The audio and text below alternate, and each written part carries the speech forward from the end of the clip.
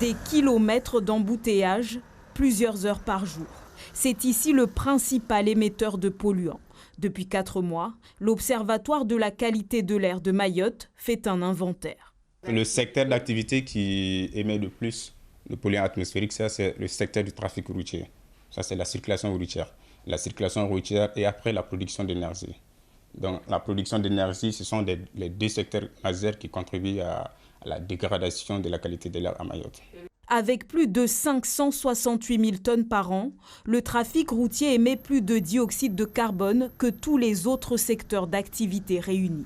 Globalement, l'air est plutôt sain à Mayotte, mais dans la commune chef-lieu, on frôle le seuil réglementaire de particules fines, 40 microgrammes par mètre cube.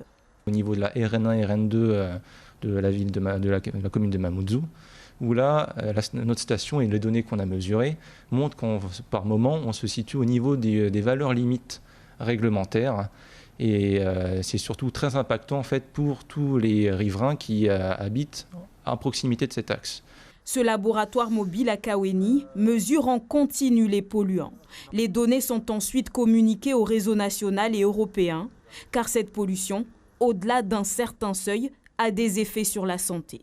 Forcément, on arrive sur les symptômes, on commence à tousser, avoir une petite irritation de la gorge, ou ensuite au niveau des bronches, des bronchites, et voire même plus des problèmes pulmonaires, on peut même aller jusqu'au cancer.